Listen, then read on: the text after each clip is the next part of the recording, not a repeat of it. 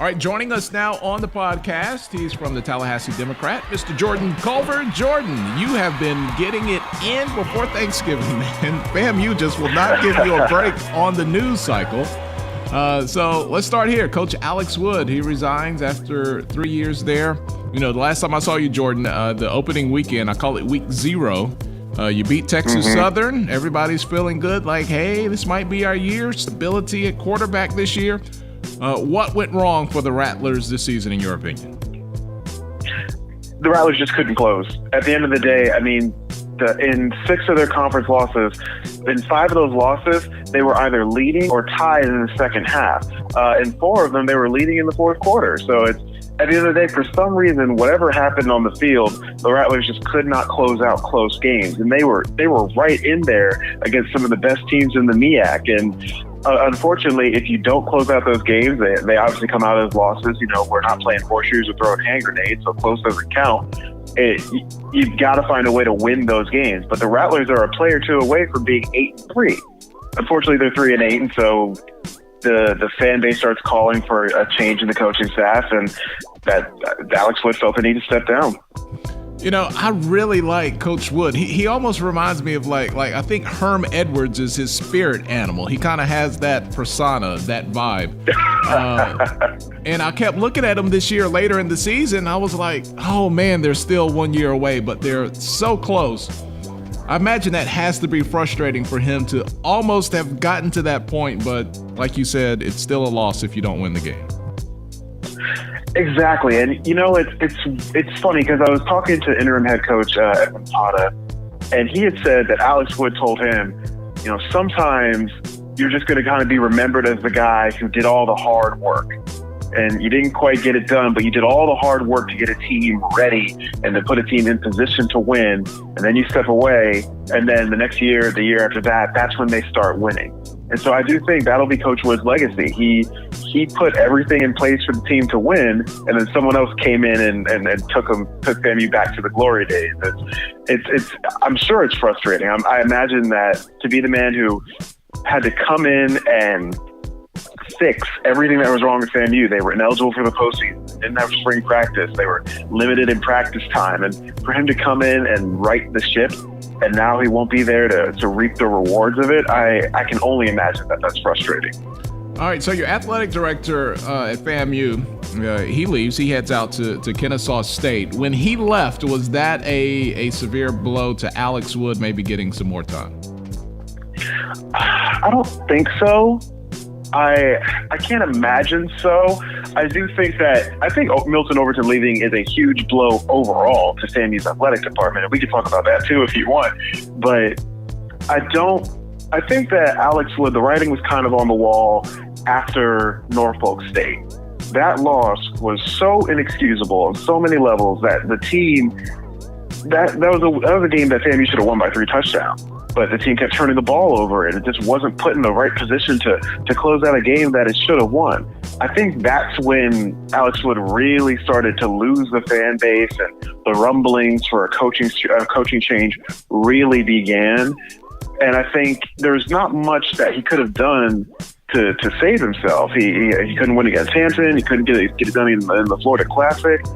North Carolina A&T just for some reason, he just couldn't bring himself out of this close but no cigar kind of doldrums he was in this season. So I don't think Milton leaving necessarily was kind of the straw that broke the camel's back. I don't think it helped in the slightest. I don't think it helped at all. We're talking with Jordan Culver. Jordan is an ending writer for the Tallahassee Democrat. You can find him on Twitter at Jordan Culver, and you can see more of his work at TD Online on Twitter as well. All right, so as a journalist, we are often, like sharks or vultures. We kind of smell the blood in the water. At what point did you kind of write your pre-draft story that there might be a change? After that third touchdown in the fourth quarter that Bethune-Cookman scored in the Florida Classic, that was pretty much it. I thought he maybe Alex Wood could have saved himself if they won the Florida Classic, and I was actually writing a pretty happy story when FAMU went up 24-10. I thought, okay, things are okay. Things are going to be okay on the Hill for a little bit. And then Bethune-Cookman scores 3 touchdowns in the fourth quarter, a blown 14-point lead, that fake punt, which I got to talk about the fake punt for a second, because a state legislator decided to talk about the fake punt as a reason why Alex Wood needed to be fired. That fake punt was beautifully designed, and the punter had the right look. There were 2 blockers right in front of him. Had either one of those blockers stuck his arm out and just in some way tried to hinder the Bethune-Cookman defender that was coming at Chris Vidal, had either one of them just stuck his arm out, I don't think we're having this conversation today. That Chris Vidal gets the first down, FAMU continues to roll, and things are relatively okay. Well, but for whatever reason, maybe Chris Vidal, for some reason, I don't know what happened with Chris Vidal, but I guess his blockers wanted to see him get hit, but he got lit up, and now here we are. But that play call was okay. It just wasn't executed properly.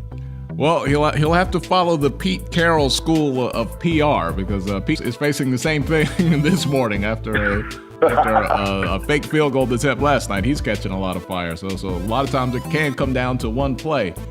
All right, so Jordan, looking from the outside, as a non-FAMU guy, and you are a FAMU guy, you went to school there, you covered the school. You know, from the outside, people are like, man, once FAMU really wakes up and gets it together, watch out, because they just have that iconic legacy and status. But I think you've talked about this. I've definitely seen other people talk about it. It's kind of been a cycle of new AD, new coach, new AD, new coach, rinse and repeat. What is it going to take this time to get that process right, so you don't find the Rattlers don't find themselves in that same process again 3 to 4 years from now? I mean, weirdly enough, what it takes is stability. What it takes is stability at the top. FAMU needs to shed the interim tag from its president, from its AD. FAMU needs permanent people at the top, and then those people need to make decisions to move the athletic program forward. FAMU needs a new facility. I'm not always one to say, a new facility will cure all ails, but you were at the Gallimore Powell Fieldhouse, I think. I think you've seen the Fieldhouse at Florida A&M before. Yep. It's decrepit. It's an ancient facility. I'm surprised a sharp wind hasn't blown it over yet. So when Milton Overton for that beautiful new athletic facility, a brand new Gallimore Powell Fieldhouse for the football team, you kind of got the feeling, okay, this is what FAMU needs to move forward. So FAMU needs that too. But first and foremost, they need stability, especially at the athletic director position. To have 8 different athletic divisions, that is ridiculous. You can't have that many people coming in and saying, well, this is my plan. Well, this is my plan. Well, this is my plan. You need to have one solid vision, and then that athletic director needs to bring in his people, and then they just need to be given time. Don't expect for things to turn around in a night, in a day, in a year, in 2 years. I thoroughly believe that Alex Wood needed 1 more year at the helm. I've said this since the start of the season. Let the man graduate a class. If you bring in someone new, give them 4 years to bring in a recruiting class and say, okay, these are my guys. I've developed them from their freshman year to their senior year. And if it doesn't work out then, okay, fine. You've proven you can't develop people over a course of 4 years. But give the man a graduating class. And so I think patience is what's needed. And obviously, no fan of any team on the planet has any concept of the word patience anymore.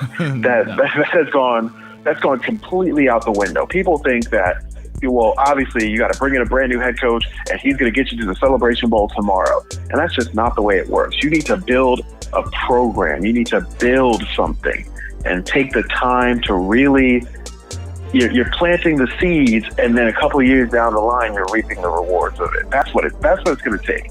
Stability and real time and patience from the FAMU fans.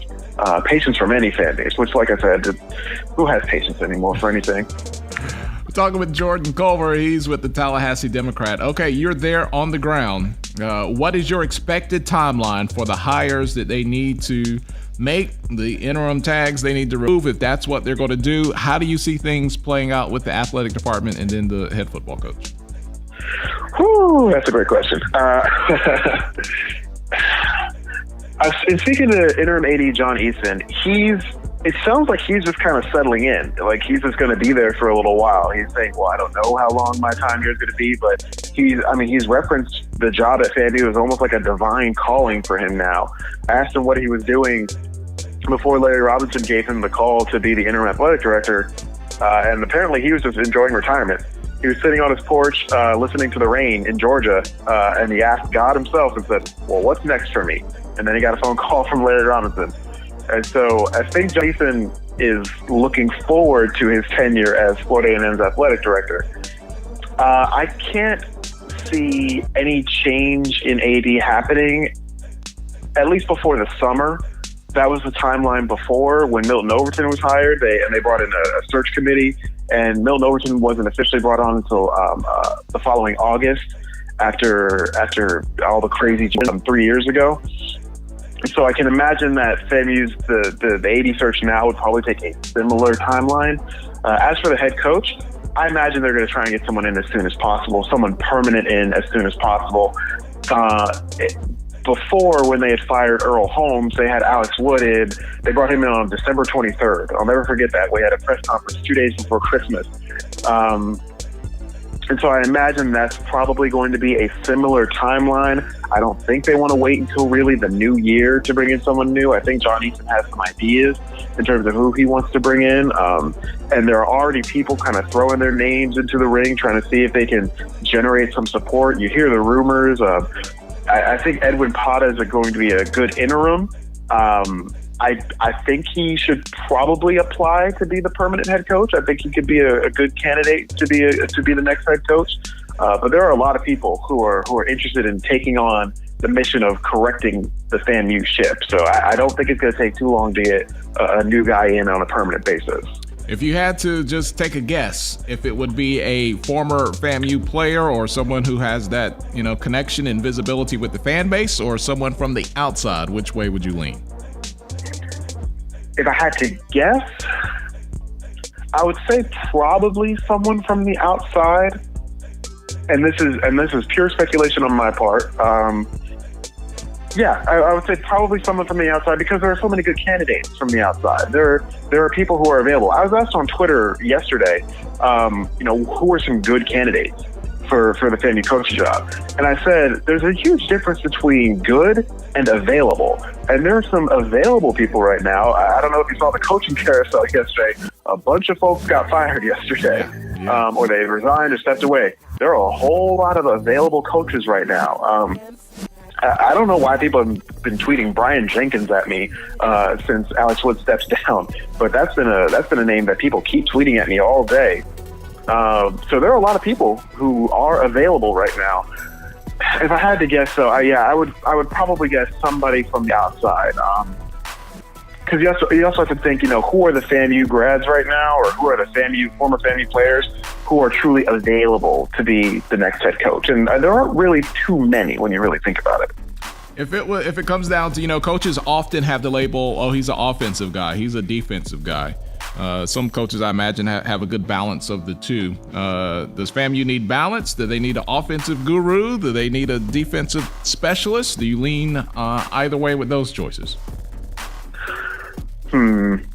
I think it really depends on who gets retained from this current coaching staff. That'll be. I think whoever comes in next needs to take a good hard look at this coaching staff, think who they want to bring in next. I think Theo Lemon has been a fantastic defensive coordinator for Florida A&M, and people can argue with me about that all day. But FAMU's defense has been solid since Theo Lemon was brought in.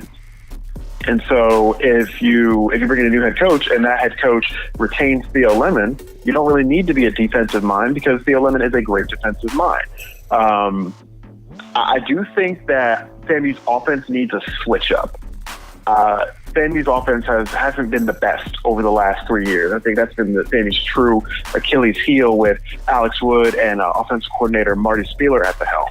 So I do think it might be time to bring in a new offensive mind. Maybe not an offensive guru. Somebody's like, we're going to be all offense all the time, spread the ball out, throw the ball 50 yards downfield all the time. But I think you need to inject some new life into FAMU's offense and try and figure out different ways to do things with FAMU's offense. So I would say maybe bring in an offensive guy if you're going to retain Theo Lemon and some of the other members of that defensive staff. Hey, he's Jordan Culver. He works for the Tallahassee Democrat. You can follow him on Twitter. If you're a FAMU fan and you don't follow Jordan on Twitter, like, what are you doing? Like, seriously, what are you doing? He's at Jordan Culver. No fancy spellings. If you can spell Jordan and Culver, that's where you will find him. FAMU had the promotion of the year last night. Free wings to the first 300 people. Did you get in on that action last night, Jordan? I did not. I was up since 6:30 yesterday in the morning. That game was running a little bit later, and then plus I also cover some Florida State athletics, and I had a lot going on. I did not have time to get wings. I was way too exhausted. No free wings for you. All right, well, make up for it on Thanksgiving, Jordan. Hey, we appreciate your time, man. Have a great Thanksgiving, and we'll be following you for all the latest on FAMU.